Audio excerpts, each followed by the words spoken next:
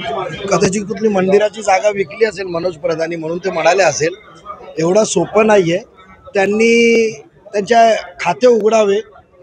कारण आम्हाला आनंदाची बाब आहे का मुंब्रामध्ये जे आम्हाला थोडासा आमची तयारी ज्या पद्धतीने होती का 33 आणि 30 दोन्ही प्रभागात 2-2 ओबीसीचे आरक्षण पडलेत. मुस्लिम बहुल पूर्ण परिसर आहे तिथे आणि आम्ही त्या पद्धतीने आधीच आम्ही ते विचार कदाचित पडेल तर प्रत्येक प्रभागात आम्ही त्या पद्धतीने तयारी ठेवली होती. कारण आम्हाला अंदाजा होता का टोटल महापालिकेच्या हद्दीत कुठल्या पण 2 प्रभागात 2चं आरक्षण येणारच होतं आणि ते मुंब्र्यात दोन्ही आलेलं आहे.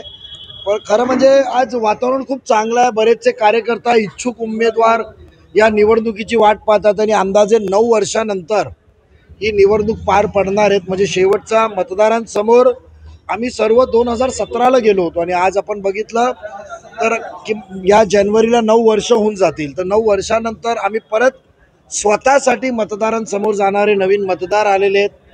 तर खूप आनंदाचं वातावरण आहे. शरदचंद्र पवार पक्षातले लोक काय म्हणतात त्याच्यावर आम्ही वेटीस धरणार नाही, पण शिवसेनासोबत कसं जाता येईल त्याच्यावरच आमचा जास्त भर आहे. महायुती होणार का? युती होणार, पण होणार का छोटी होणार ते सांगता येत नाही. पण युती होणार.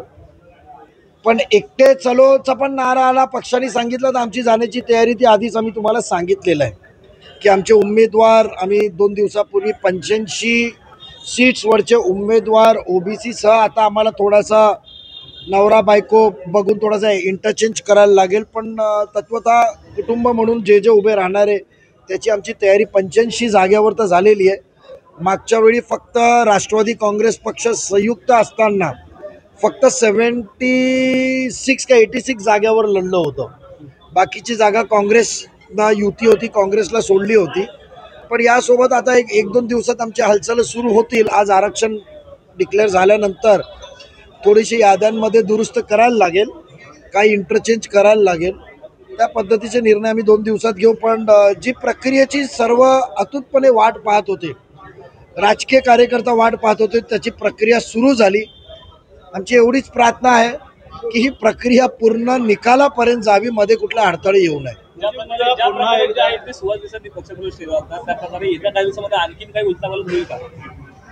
आमचे प्रयत्न चालू आहे. प्रयत्न म्हणजे प्रयत्नापेक्षा सर्व ठरलेलं आहे. पण काही गोष्टींची वरिष्ठ पातळीवर आम्हाला वेळ भेटलेली नाही आहे चर्चा करायला. म्हणजे बसून त्यांच्या कानावर काही गोष्टी टाकून आम्हाला निर्णय घ्यायचा आहे. 100% त्याच्यात प्रवेश होणार आहेत आणि मुख्यतः मुंब्रा प्रभागातून जास्त प्रवेशाची आम्हाला जी चर्चा आहे. ठाण्यातून काय प्रवेश होणार आहे. तर आता तर हालचाल जी होत होती त्याला वेगाने आता होईल काही दिवसात. काही महत्त्वाचे चेहरे देखील असतील याच्यामध्ये. 100% महत्त्वाचे चेहरे असणार आहे. कारण या निवडणुकीत जे आता प्रवेशाचे कार्यक्रम होणार आहे, कुठला पण पक्ष घेईल तर महत्त्वाच्या व्यक्तीलाच घेणार आहे.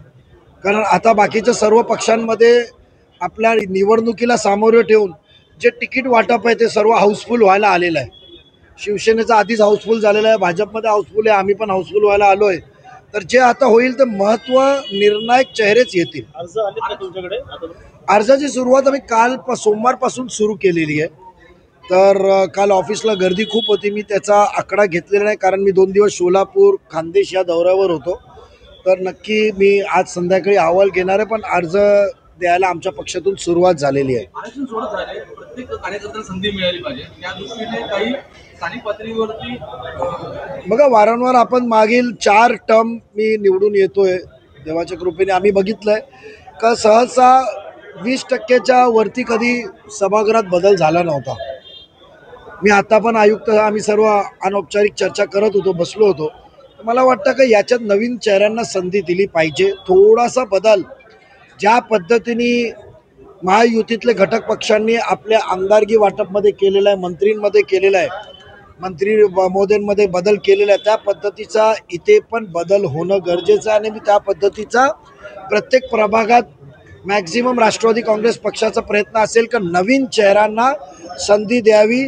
चांगले डॉक्टर्स, वकील, काही मोठे पदाधिकारी असतील वेगवेगळ्या फील्ड क्षेत्रातले त्यांना आपण नवीन संधी द्यावी असं आमचा प्रामाणिक प्रयत्न आहे. आमचाच महापौर बसला स्थानिक पातळीवरती बोललं होतं. का वाटतं येणाऱ्या काळात जो भगवा जो फडकतो शिवसेना ठाण्यात मला वाटतं महापौर आतापर्यंत तर इतिहास आहे, कारण भाजपने आधी कल्याणला पण निर्णय घेतला होता महापौर बसवायचं. 4-5 अपक्ष नगरसेवक पण घेतले. पण शेवटी शिंदे साहेबांची जी जादूगिरी आहे कल्याणला, केक वॉक त्यांना देण्यात आला होता. आपण 2015ला बघितलं तर शिंदे साहेबांची ती जादूगिरी आहे, तर ठाणा सोडणार नाही मला तर असं वाटतं. पण महापौर बनवताना राष्ट्रवादी काँग्रेस पक्ष निर्णायक, त्या निर्णयाच्या प्रक्रियेत निर्णायक भूमिका असतील हे ठामपणे मी आधी पण सांगितलं आणि आता पण मी सांगणार. म्हणजे भाई आमदारकीच्या वेळेस तुम्हाला हिंदुत्वाचा फटका बसला होता. विकास कामं असतील, हिंदुत्व असेल, अशावरती निवडणूक लढवली गेली होती. आणि पुन्हा आता तेच विषय घेऊन आता पुन्हा बघा मुंब्र्यामध्ये मला नक्की हिंदुत्व आणि गैरसमज पसरून धार्मिक भावना भडकून एक आगळा वेगळा प्रचार माझ्या विरुद्ध करण्यात आला होता. जे स्वतःला सो कॉल्ड सेक्युलर म्हणतात, पण तुम्ही परिस्थिती बघितली असेल का मुंब्र्यांनी लाखो मतं त्यांना दिली. कळवायला माझ्या विरुद्ध त्या नेत्याला फक्त 10-12 किंवा 15 हजाराचा लीड असेल, पण मुंब्र्यांनी लाखोमध्ये लीड दिलं त्यांना. एक मुस्लिम समाजाचा उमेदवार तरुण असून त्याला बाजूला ठेवून स्वतःच्या त्यांच्या बोलबच्चनवर विश्वास ठेवून त्यांना दिलं. पण जेवढी अल्पसंख्याक समाजाला न्याय द्यायची वेळ आली तर तिथे शमीम खान किंवा सय्यद अशरफ किंवा शानू पठाणला त्यांनी शहराचा अध्यक्ष बनवलं नाही. त्यांनी एक मंदिराचे पैसे खाणाऱ्या माणसाला अध्यक्ष बनवलं. म्हणजे सेक्युलर विचारधारा कोणाची आहे? आज भाजपची भूमिका काय असेल, शिवसेनेची भूमिका काय असेल, पण जेव्हा अल्पसंख्याक समाजाचा उद्गाराच्या बाबतीत जेव्हा अजितदादा निर्णय घेतात तर त्या फायलीवर शिंदेसाहेब पण सही करतात आणि सीएम म्हणून फडणवीस साहेब पण सही करतात. तर आमची विचारधारा सेक्युलर आहे, त्याचा फटका या निवडणुकीत नाही बसणार. जी कमी होती, म्हणजे असा विचार करा की मी माझा बली दिला आमदारकीला, एक निर्णयमध्ये नक्की मतदानची प्रोसिजर समजायला. आज आम्ही तिथली प्रोसिजर समजून घेतली, काय प्रकारे राजकारण झालेलं आहे, काय प्रकारे प्रचार झालेला आहे. त्यांनी सर्व रामबाण माझ्या विरुद्ध यूज केलेला आहे. त्यांच्याकडे आता बाण कुठला शिल्लक राहिलेला नाही आहे. आता आम्ही ते बाण त्यांच्याच विरुद्ध वापरणार आहे, कारण 1.5 वर्ष व्हायला आलं आहे. म्हणजे 1 वर्ष होऊन गेला, त्या आमदारांनी काही काम केलं नाही. टोरेंट पण तिथेच आहे, पाण्याचे प्रश्न पण तिथेच आहे, कचऱ्याची ढीग आहे. ठाणे शहरात कचऱ्याचं कुठे ढीग दिसत नाही, पण मुंब्र्यात कचऱ्याची ढीग आहे. कमिशन खाण्यात व्यस्त असलेल्या आमदारांना आम्ही यावेळी नक्की जागा दाखवून देऊ. निवडणूक आयोगाने टप्पा ठेवण्यात आलेला होता की मतदारांचा जो घोळ असेल, बघा मी 2 दिवसात याच्या बाबतीत स्पष्ट तुम्हाला एवढाच मी सांगतो, जितेंद्र आव्हाड जी जे निवडून आलेले ते टोटल तेव्हाचे AROला मॅनेज करून निवडून आलेले अशी मला माहिती कोणीतरी दिलेली आहे. 32,000 दुबार नाव आहेत आम्ही सकट.